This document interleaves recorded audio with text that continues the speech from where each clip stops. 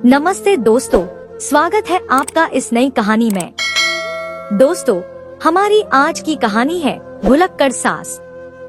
दोस्तों, मेरी सास रोज मेरे छोटे देवर को मेरा पति समझकर मेरे कमरे में भेज देती थी। मेरा पति विदेश में रहता था। मैं यह बात पति को फोन पर बताती तो पति हंसता और कहता कि मेरी माँ को भूलने की बीमारी है। कुछ दिन बाद मैं प्रेग्नेंट हुई तो पति ने कहा कि ये मेरा बच्चा नहीं है और मुझे तलाक दे दिया। मुझे बहुत हैरानी हुई। एक रात मेरा देवर मेरे कमरे में आया और मेरे पैरों में गिरते हुए जो कहा, उससे मेरी जान निकल गई थी, क्योंकि मेरे देवर ने ही मेरे साथ। दोस्तों, आगे की कहानी सुनने से पहले आपसे हमारी हाथ जोड़कर विनती है कि आप लोग कहानी को सुनकर हमारे चैनल को सब्सक्राइब करना भूल जाते हैं। कृपया सबसे पहले हमारे चैनल को सब्सक्राइब कर लें। दोस्तों, मेरी शादी को कुछ ही दिन हुए थे कि मेरी सास एक आदमी को लेकर मेरे कमरे में दाखिल हो गई। मैंने अपनी सास की तरफ हैरान होकर देखा। मैंने कहा कि आप इसको लेकर मेरे कमरे में क्यों चली आई? इसका यहाँ पे क्या काम है? उन्होंने कहा कि क्यों, इसी का तो यहाँ पे काम है। यह पति जो है तुम्हारा, क्या तुम अपने पति के साथ नहीं रहोगी? और यह तो इसी कमरे में रहेगा। मैं इस बात पर हैरान रह गई क्योंकि वो आदमी मेरा पति नहीं था। मैंने बड़ी मुश्किल से अपनी सास को समझाया और कहा कि इसको लेकर बाहर चली जाए, यह मेरा पति नहीं है। लेकिन अगले रात वो फिर से उस आदमी को लेकर मेरे कमरे में आ गई और कहने लगी कि चलो अपने पति को संभालो, अब तुम्हें इसी के साथ जिंदगी गुजारनी है। मैं हैरान थी कि वो रोज रात को इस आदमी को मेरे कमरे में क्यों ले आती थी, जबकि वो खुद भी अच्छी तरह जानती थी कि वो मेरा पति नहीं था। एक दिन तो वो उसे वहीं पर छोड़कर चली गई और जब मैंने उसकी तरफ पलटकर देखा तो वो जमीन पर बैठ गया। उसके बाद उसने मुझे ऐसी बात बताई कि मैं भी हैरान रह गई। मैं अपने माता पिता की इकलौती बेटी थी। हम लोग बहुत ज्यादा अमीर नहीं थे, लेकिन जो कुछ था वो मेरा ही था। हमें इस मोहल्ले में रहते हुए काफी साल हो गए थे। मेरे लिए एक रिश्ता आया। जब वो लोग घर पे आए तो वो लोग बहुत अच्छे थे, शक्लों सूरत के भी अच्छे थे और उनका बेटा बाहर के मुल्क में होता था। मेरे पापा हमेशा से मेरी शादी ऐसे इंसान से कराना चाहते थे जो बाहर के मुल्क में कमाई करता हो, क्योंकि मेरे बाबा का कहना था कि बाहर के मुल्क में कमाई अच्छी हो जाती है। इंसान 4-5 साल की तंगी काट ले, फिर वापस आकर अपने लिए सब कुछ बना लेता है, घर भी और गाड़ी भी। लेकिन उन लोगों का घर तो पहले से ही अपना था। वो लोग मुझे पसंद करके चले गए। मेरे माँ बाप बहुत खुश हुए क्योंकि यह मेरी जिंदगी में आने वाला पहला रिश्ता था और उनको ही मैं पसंद आ गई और हमें भी यह लोग पसंद आ गए थे।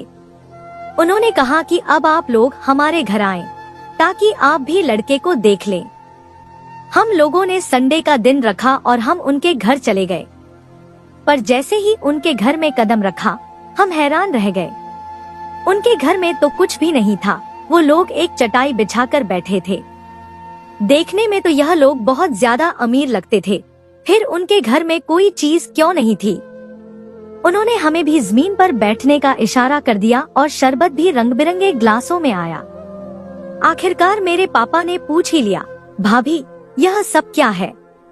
आप लोगों के साथ कोई सामान क्यों नहीं है? तो उन्होंने हमें ऐसी बात बताई कि हम हैरान रह गए। दोस्तों, उन्होंने कहा कि दरअसल हमारे घर में आग लग गई थी और सारा सामान जल गया है। उन्होंने हमें दिखाया कि आग 2 कमरों में लगी थी। वो कमरे अभी भी खराब थे। उनका कहना था कि हमने सोचा है कि बेटे की शादी करा देते हैं तो बहू दहेज लेकर आएगी तो घर में कुछ चीजें आ जाएंगी, इसी बहाने सामान भी आ जाएगा। और बेटी भी। पापा ने मेरी माँ की तरफ देखा। जब वो लोग वहाँ से थोड़ी देर के लिए गए तो मेरी माँ ने कहा कि देखो कैसे मुंह खोल के दहेज मांग रहे हैं। मेरे बाबा ने कहा कि मुंह खोल के दहेज मांगने की क्या बात है, दहेज तो देना ही है, अच्छी बात है। अब हम सामान देंगे तो वो सामान की कदर करेंगे और हमारी बेटी की भी, क्योंकि यह लोग इस वक्त मुश्किल में हैं। पूरे घर का सामान लेना कोई आसान बात नहीं है। उन्होंने हमें तस्वीरें दिखाईं और कहा कि हमारा घर बहुत अच्छा था, सब सामान था, लेकिन सारा जल गया। बस कुछ कपड़े और बिस्तर बच गए हैं। आप लोग अगर 2 कमरों का फर्नीचर दे दो तो आपकी बड़ी मेहरबानी होगी। बाकी सारा घर तो आपकी बेटी का ही होगा। हम लोग वापस आए तो मेरी मम्मी पापा आपस में बहस करने लगे। मेरी माँ को उनके यह मामले ठीक नहीं लग रहे थे। उन्होंने कहा कि यह बात अच्छी नहीं है और उनका बेटा बाहर होता है। अगर वो चाहे तो महीने 2 महीने में अपना सारा सामान बना सकते हैं। पापा ने कहा कि आजकल बड़ी महंगाई है, हर इंसान अपने हिसाब से सोचता है। अब देखो, उन्होंने सोचा कि बहू भी आ जाएगी, सामान भी, इसमें कुछ बुरा नहीं है। वो चाहे अपने लिए सामान बनाए या ना बनाए, हमने तो अपनी बेटी को दहेज देना ही था।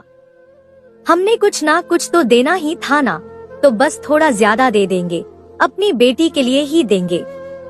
जो कुछ होगा हमारी बेटी का होगा। वो लोग सिर्फ इस्तेमाल करेंगे, उनका नहीं बन जाएगा। लेकिन मेरी माँ ने यह सारे मामले गुजारे हुए थे, इसलिए वो थोड़ा सा परेशान हो रही थी। माँ का कहना था कि चीजें इस्तेमाल करने से खराब होती है, वह सारी चीजें खराब कर देंगे, फिर हमारी बेटी के इस्तेमाल के वक्त कुछ भी नहीं बचेगा क्या?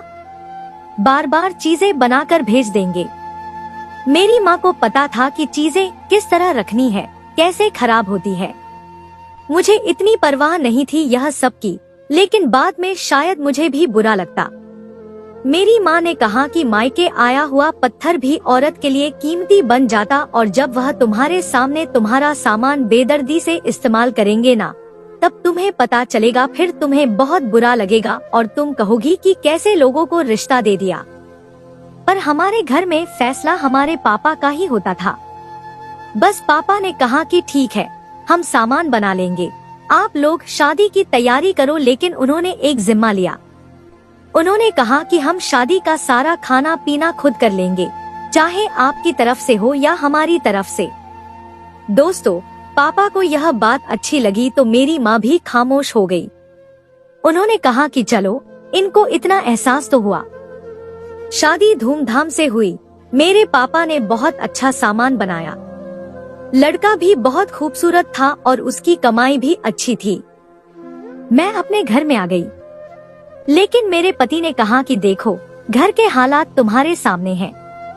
कुछ चीजें तो तुम ले आई हो, लेकिन अभी भी बहुत सारी चीजें हैं जो बनानी है। मेरी माँ ने पिछले 25 साल से जो घर बनाया था, वो सारा जल गया। और तुम्हें पता है, घर की चीजें आराम आराम से बनती हैं, इसलिए मुझे जल्दी वापस जाना होगा। मेरा पति 2 हफ्ते बाद ही वापस जाना चाहता था, पर उसने कहा था कि वो 6 महीने बाद फिर से एक चक्कर लगा लेगा। मैंने जब 6 महीने का जिक्र सुना तो मुझे यह मामला इतना बुरा नहीं लगा। मैंने कहा कि ठीक है, आप चले जाएं, मुझे कोई परेशानी नहीं है। वो 2 हफ्ते मेरे साथ रहा, लेकिन उसका रवैया मेरे साथ नॉर्मल था। वो मेरे साथ ऐसे नहीं रहा जैसे हम एक दूसरे की मोहब्बत में खो गए हों। बस नॉर्मल सा ही मामला था। मेरा ख्याल कर रहा था, लेकिन ज्यादातर वक्त घर से बाहर गुजरता था। उसने कहा कि जाने से पहले मेरे यहाँ पर भी कुछ काम है, बस मजबूरियाँ हैं, क्या करें। अब तुम हमारी घर की एक फर्ज बन गई हो, अब तुम्हें हमारी इज्जत रखनी है, अपने माँ बाप के सामने भी और बाकी दुनिया वालों के सामने भी। मैंने कहा कि ठीक है। उन्होंने मेरे लिए सोना भी बनाया था और पूरे 4 सेट बनाए थे। यह बात मुझे बहुत अच्छी लगी थी और मेरे माँ बाप भी खुश थे। बाद में पापा ने ही समझाया कि हर तरह से हम लोग ही फायदे में रहे। हमारा शादी पर खाना बनाने का पैसा भी बच गया। उन लोगों ने तुम्हारे लिए सोना भी बना दिया, और अगर वह सामान इस्तेमाल करेंगे तो इसका मतलब यह तो नहीं कि सामान को खा जाएंगे। सामान भी तुम्हारा है, घर भी तुम्हारा है, और फिर तुम्हारा उन लोगों के ऊपर एहसान भी रहेगा। मुझे ऐसा लगता था कि मेरी पोजीशन बहुत पक्की है और पापा ने जो किया है ठीक किया, कि चलो थोड़ा उन्होंने कर लिया, थोड़ा हमने कर लिया, मामला सेट हो गया। मेरा पति वापस चला गया। मेरा एक देवर था और एक सास थी, बस और कोई नहीं था। मेरा देवर भी काफी खूबसूरत था, मासूम सा लगता था। मेरा पति चला गया तो एक दिन मेरी सास कमरे में दाखिल हुई और साथ मेरा देवर भी था। मुझे लगा कि कोई बात करने आए होंगे, लेकिन उन्होंने मेरे साथ ऐसी बात की कि मैं हैरान रह गई। उन्होंने मेरे देवर को कहा कि चलो बैठो अपनी पत्नी के पास, बाहर क्यों अकेले बैठे हुए थे। दोस्तों, मैंने अपने देवर की तरफ देखा तो वो सिर झुकाकर खड़ा था। मैंने कहा, आप क्या कह रही हैं माँ? यह तो राजेश है, मेरा पति तो नहीं है। उन्होंने कहा, यह तो तुम्हारा ही पति है। फिर उन्होंने अपना सिर पकड़ लिया और कहा, नहीं, यह अमित नहीं है। मुझे इस मामले की कोई समझ नहीं आई। मैं हैरान हो गई। मैंने कहा, अपने दूसरे बेटे को मेरे कमरे में ले आई और कहने लगी कि अपनी पत्नी के पास बैठो। मैं इसकी पत्नी थोड़ी हूँ। फिर कह रही है कि यह तो राजेश है। मैं समझी कि अमित है। मैंने अपने देवर से ही पूछा, क्या बात है? तो उसने कहा, दरअसल माँ को भूलने की बीमारी है। वो कभी कभी सब कुछ भूल जाती है। वो हम दोनों भाइयों को भी आपस में मिक्स कर देती हैं, हमारी शक्लें भी भूल जाती हैं और नाम भी। मैंने कहा, यह किस किस्म की बीमारी है? तो उसने कहा, यह एक दिमागी बीमारी है और ऐसी बीमारियां पूरी दुनिया में बहुत से लोगों को हो रही हैं। आजकल हर दिन नई बीमारियां पैदा हो रही है। मेरा देवर डॉक्टर बन रहा था, इसलिए शायद उसको ज्यादा पता था। मैंने कहा, अच्छा। इस बात पे हम दोनों ही हंसने लगे। मेरा देवर अच्छा था, वो मेरा ख्याल करता था। कभी बाहर जाता तो मुझसे जरूर पूछता कि कोई चीज चाहिए हो तो बताना। मेरे पति ने भी जाने से पहले कहा था कि राजेश पे भरोसा कर सकती हो, कोई चीज मंगवानी हो तो इसको बता देना, वो मेरा भाई है, उसे अपना भाई ही समझना और उसके साथ अच्छे से रहना। मुझे उस पे पूरा भरोसा है। ऐसी वैसी कोई बात नहीं है, परेशान नहीं होना। तुम उसके साथ डॉक्टर के पास भी जा सकती हूँ और वो तुम्हें तुम्हारे घर भी ले जाएगा और वापस भी ले आएगा। मैंने कहा था कि ठीक है। वैसे मुझे यह सब कुछ अजीब लगता था, लेकिन आखिरकार वो भी तो इस फैमिली का हिस्सा ही था। इस फैमिली का मैं भी हिस्सा बन गई थी, इसलिए मुझे कोई परेशानी नहीं था। मैं उसी के साथ बाजार भी चली जाती और वो मुझे मेरी माँ के घर भी एक दफा ले गया था। एक दो दिन के बाद फिर मेरी सास ने यही हरकत की। वो उसका हाथ पकड़ के मेरे कमरे में ले आई। दोस्तों, अब तो उन्होंने मुझे आकर एक लंबा सा लेक्चर भी दिया। उन्होंने कहा, कैसी पत्नी हो तुम? अभी तुम्हारी शादी हुई है, पति तुम्हारा बाहर बैठा हुआ है, उदास है, उसने खाना नहीं खाया, परेशान है और तुम अंदर बैठी टीवी देख रही हो। चलो उसके पास बैठो, उससे पूछो उसे क्या परेशानी है, उसे खाना खिलाओ, उसके पैर दबाओ। अरे पत्नियां ही तो सेवा करती हैं, और कौन करेगा? मुझे राजेश ने इशारा किया कि चुपचाप सुनती रहो। मेरी सास ने और भी बहुत सारी बातें की जो उनको उसके सामने नहीं करनी चाहिए थी, लेकिन उन्होंने कर डाली। हम दोनों ही सिर झुका के खड़े थे। खैर, वो कमरे से चली गई तो हम दोनों हंसने लगे। उसने कहा, दरअसल आज मेरा टेस्ट था, मैं बड़ा परेशान हूँ। तो माँ को लगा कि मैं इसलिए परेशान हूँ कि आप मुझे वक्त नहीं दे रही हैं। आपको तो पता है ना माँ की बीमारी के बारे में। मैंने कहा, हाँ। खैर, वो कमरे से चला गया। रात हुई तो मेरे पति ने कॉल की। वो मुझे रात को ही कॉल करता था। मैंने उससे यह सब कुछ बताया तो वो हंसने लगा। उसने कहा, हाँ, माँ को यह बीमारी 8-9 साल से है। जब से बाबा इस दुनिया से गए हैं तब से है। शायद परेशानी की वजह से हो गई है। मैंने कहा, आपने पहले क्यों नहीं बताया? तो उसने कहा, हाँ, हम नहीं बता रहे थे क्योंकि अजीब लगता है। तुम भी अपने माँ बाप को नाम मत बताना। मैंने कहा, लेकिन पहले तो आंटी बिल्कुल ठीक लग रही थी। तो मेरे पति ने कहा, हाँ, कभी कभी ऐसा होता है। वैसे वो ठीक ही रहती हैं। बड़ी अजीब सी बीमारी थी मेरी सास की कि वो अपने दोनों बेटों की शक्ल में फर्क करना ही भूल जाती थी। लेकिन एक दिन कुछ बड़ा ही अजीब हो गया। मैं अभी अभी नहा के निकली थी। मैंने गले में दुपट्टा भी नहीं डाला हुआ था। वो मेरे से बाथरूम में ही रह गया था। मेरे बाल बहुत लंबे थे। मैं बालों को संभालती हुई बाहर आ रही थी कि मेरी सास फिर से मेरे देवर को लेके खड़ी थी। उसने मुझे उसी हालत में देख लिया, लेकिन उसने मुंह पीछे कर लिया। मैंने फौरन जाकर अपना दुपट्टा उठाया और मैंने फिर से उनकी बातें सुनी। और इस दफा तो मेरा देवर बिना कुछ बोले ही बस कमरे से चला गया। मुझे अब यह सब कुछ बड़ा ही अजीब लग रहा था कि आखिर यह सब कुछ क्या है। मैंने अपने पति से कहा। उसने कहा, देखो, हर घर में कुछ न कुछ होता है। मेरी माँ तुम्हें कोई ताने नहीं देती, तुमसे कोई बात नहीं करती, तुम्हें कोई काम नहीं कहती है, सास की तरह तुम पे नजर नहीं रखती है, तुमसे उल्टी सीधी बातें नहीं करती है, तो बस अब इतना तो होता ही है ना। इसे बीमारी समझ के बर्दाश्त कर लो। देखो, वो बीमार हैं, वो जानबूझ के तो नहीं कर रही, और हम उनका इलाज भी करवा रहे हैं। मैंने कहा, पर अजीब लगता है। उसने कहा, मैं समझ सकता हूँ, लेकिन तुम्हें यह वक्त गुजारना ही होगा। दोस्तों, एक दिन मैंने देखा कि मेरा देवर बहुत ज्यादा खुश था। वैसे तो वो संजीदा ही रहता था, इसलिए जब अचानक से मुझे ऐसा लगा कि वो बहुत खुश है, तो मैंने भी पूछ लिया। मैंने कहा, आज तुम बहुत खुश लग रहे हो। कहने लगा, हाँ, आज मेरी जिंदगी का सबसे अच्छा दिन है। आप मेरे लिए दुआ कीजिए। मैं कुछ ऐसा करने वाला हूँ जिससे मेरी जिंदगी और मौत का इम्तिहान है। मैंने कहा, ऐसा भी क्या है? उसने कहा, अभी आपको पूरी बात नहीं बता सकता, लेकिन आपको जरूर बताऊंगा।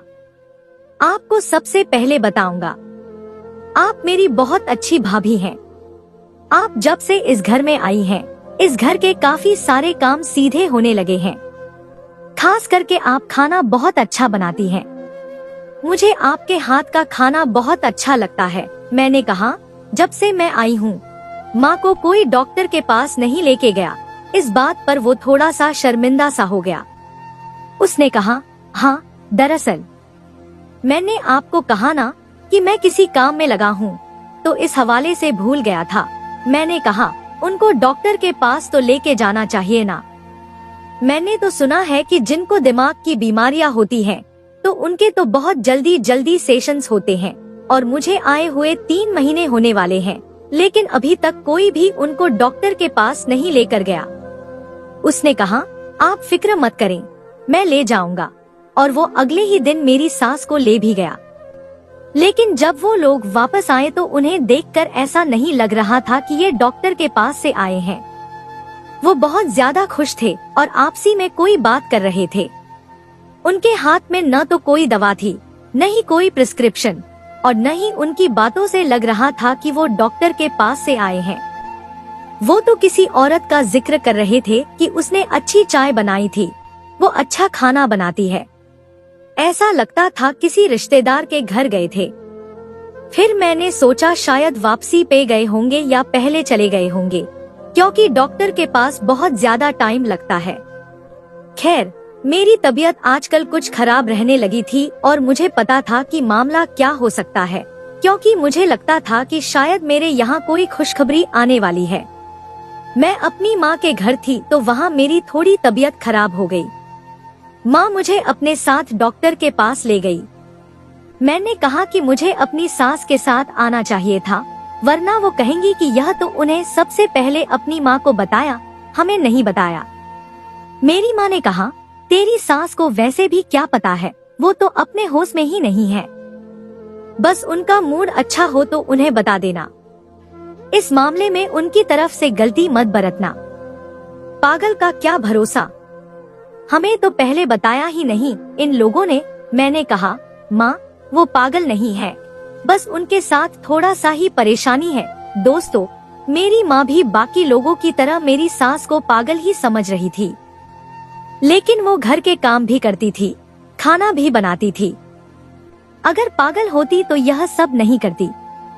वो बस बीमार थी, लेकिन हमारे समाज में दिमागी बीमारियों को पागलपन ही समझा जाता है, और जिसके साथ थोड़ा सा भी परेशानी हो उसको पागल ही कहते हैं। खैर, मैं माँ बनने वाली थी और मैं इस बात पर बहुत ज्यादा खुश थी। मुझे डॉक्टर ने कहा कि आपका तो दूसरा महीना भी शुरू हो गया है, इसका मतलब भगवान ने मुझ पर बहुत जल्दी कृपा कर दिया था। आजकल जो हालात चल रहे थे, 10 शादियां होती थी तो 7 के यहाँ बच्चे नहीं होते थे। इस मामले से मैं बहुत खुश थी कि भगवान ने इतनी जल्दी मुझ पर यह कृपा कर दिया। मैं अपने पति को यह खबर सुनाना चाहती थी, पर उसका फोन नहीं लग रहा था। अपनी सास को बताया तो मेरी सास खामोश हो गई, कोई खास प्रतिक्रिया नहीं दी। मुझे लगा शायद उनकी तबीयत खराब है। मैं शाम का इंतजार करने लगी थी कि अपने पति को कॉल कर लूं और उसको यह सब बताऊं। मैंने रोज की तरह अपने पति को कॉल किया, लेकिन वो मुझसे ज्यादा बात नहीं करता था। जैसे ही 2-4 मिनट गुजरे तो उसने कहा, बस अब कल बात करेंगे। मैंने कहा, नहीं, आज तो आपको ज्यादा वक्त निकालना पड़ेगा क्योंकि आज बहुत जरूरी बात है। उसने कहा, क्या बात है?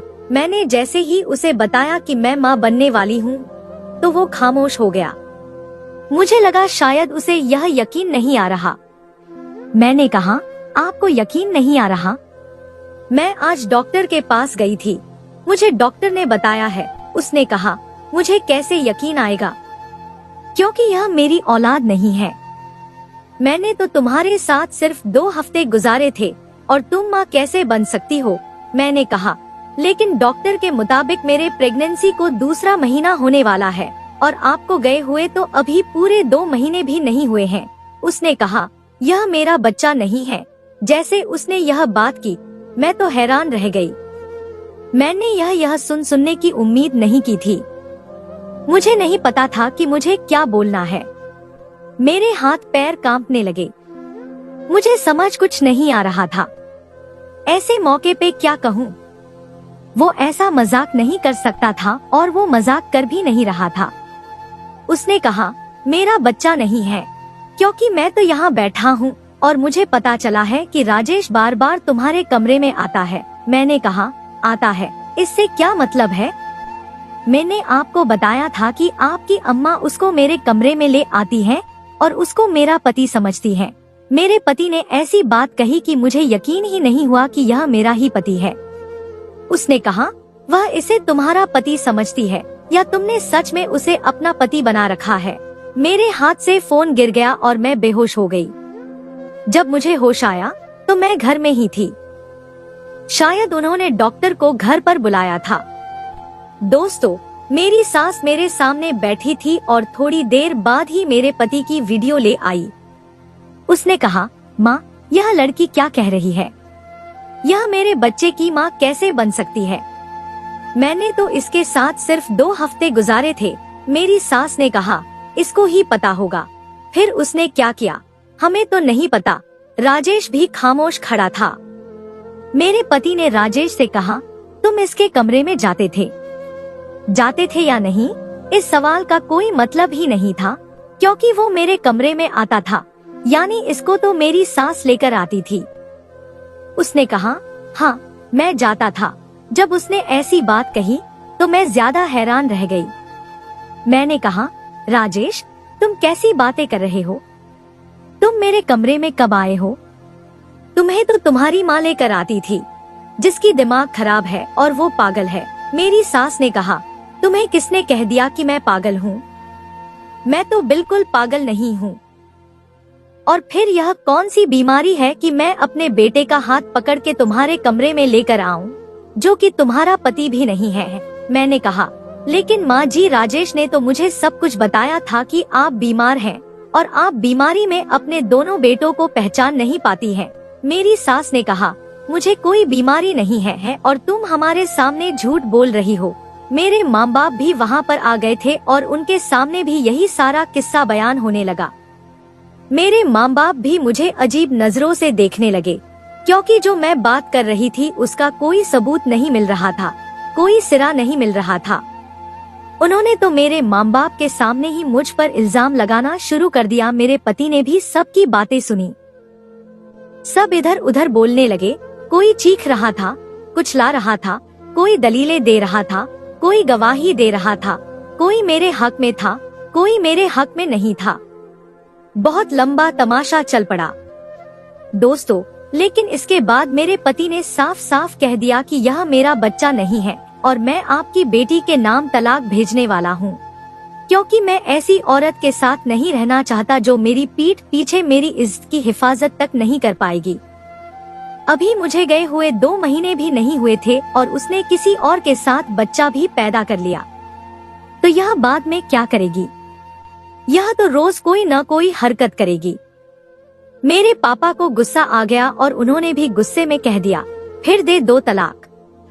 मैं बुरी तरह से रोने लगी और अपने कमरे में चली गई। मेरे माँ बाप ने कहा, हमारे साथ चलो। मैंने कहा, मैं नहीं आना चाहती, मैं नहीं आने वाली। मैं इस घर से चली गई तो ये लोग मुझे कभी भी वापस नहीं आने देंगे। यह इस घर का बच्चा है, मैंने कोई गुनाह नहीं किया है। मैं अगर यहाँ से चली गई तो सारे हक चले जाएंगे। मेरे माँ बाप ने मुझे समझाने की बहुत कोशिश की, लेकिन मैं उनके साथ नहीं गई। उन्होंने कहा, ठीक है, हम सुबह लेने के लिए आएंगे, तब तक तुम अपना दिमाग भी सेट कर लेना और अपनी जरूरत की चीजें भी पैक कर लेना। तुम्हारा पति तुम पर इल्जाम लगा रहा है और तुम उसके घर में उसकी इज्जत की रखवाली करने के लिए बैठना चाहती हो। उसने तो तुम पर पहले इल्जाम लगा दिया है। मेरी हालत बहुत बुरी थी, इतनी बुरी थी कि शायद जो खुशखबरी मुझे आज मिली थी वो मुझसे दूर ही हो जाती। शायद यह बच्चा ही मेरे पास न रहता, क्योंकि मेरी हालत बहुत खराब थी।